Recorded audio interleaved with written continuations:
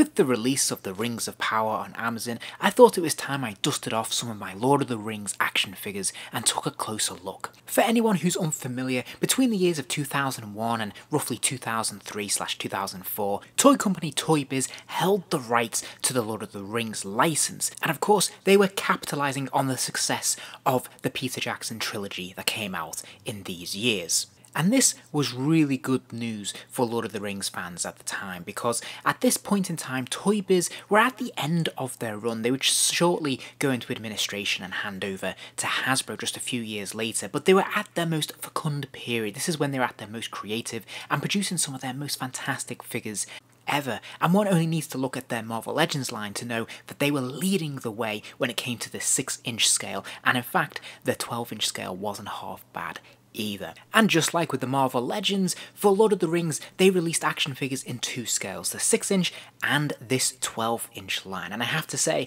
I am hugely impressed with this 12-inch line. Even by today's standards, they are something quite special. So today I'm going to focus on the Witch King Ring Wraith from the Two Towers. So as ever, let's start off by taking a look at the packaging. As you can see here, it is an oblong shape. It's quite thin and narrow. At the top of the packaging we have this window display, because this is a gatefold cover. This will actually fold open, and we'll have a look at that a little bit in a moment.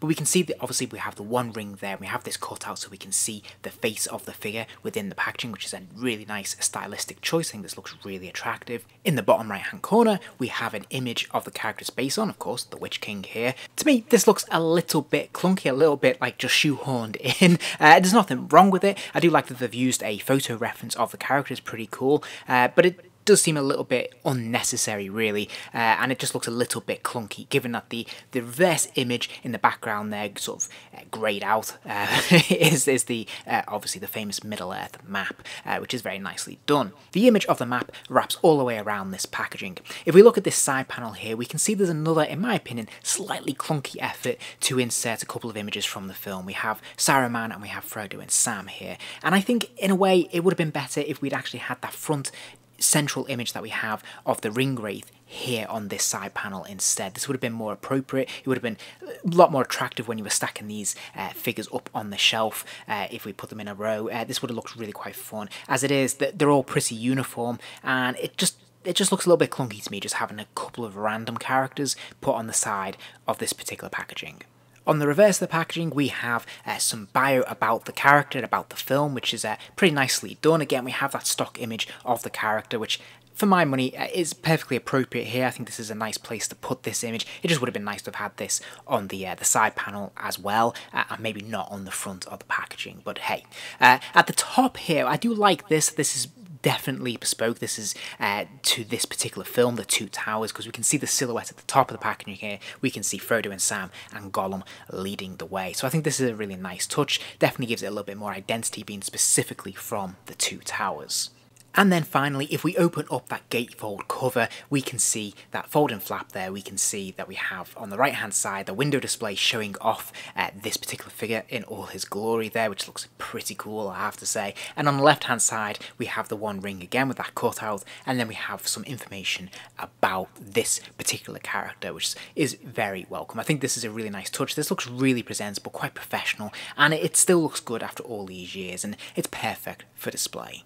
Now I have to say, I think the Ring Wraith are some of my most favourite characters from the Lord of the Rings. I think their design, particularly in these films, is absolutely brilliant. And I have to say, ToyBiz have done an incredible job bringing this to the 12-inch scale. At this point in the video, I would normally talk about the head sculpt, but as we all know, with the Ring Wraith, they don't really have much in the way of a head, but he does have this hood. Now, the hood itself is sculpted. This is a plastic piece. It's one central plastic piece. There's no moving parts to this, but it is very nicely sculpted. There's a little bit of a paint wash running through it as well, which gives it a little bit of extra texture.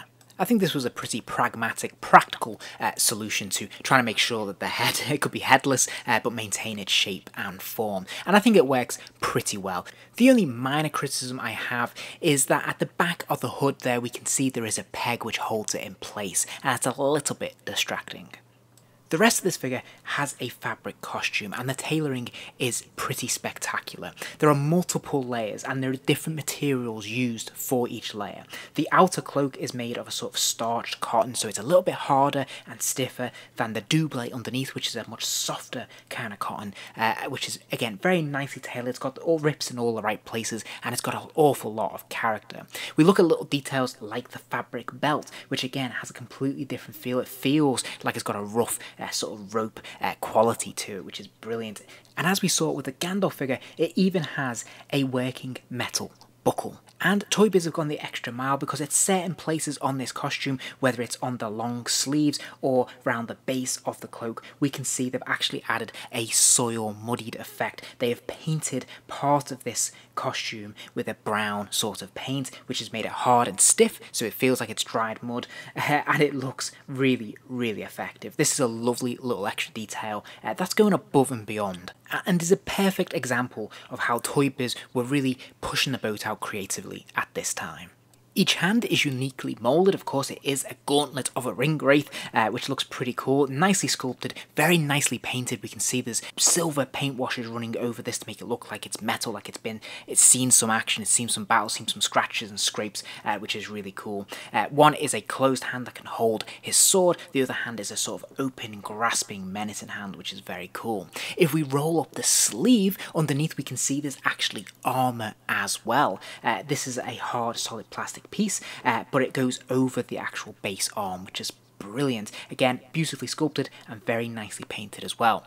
This also extends to the legs, so if we pull up his double here under his skirts, we can see there is actually a trouser leg that has the armour sewn in, and it's been very carefully thought out to allow maximum articulation. So there are perfect joints, perfect gaps between the armour, between the thigh and the shin pads, so that means you can get the full use of the articulation, but you still have this look of it being seamless armour, which is absolutely fantastic. And since I've touched on the articulation, let's run through that now. Now, there is a pin at the very top of the hood, as we talked about, which will allow a little bit of movement from side to side. It is hindered by the solid long plastic pieces traipsing down the front of his torso, so it can only go so far. But there are fantastic ball joints in the shoulders, which allow the arms to kick all the way up and all the way back. It must be utilising some sort of butterfly joint in the chest area, because we can see the range of how far this arm can go backwards. It's pretty impressive.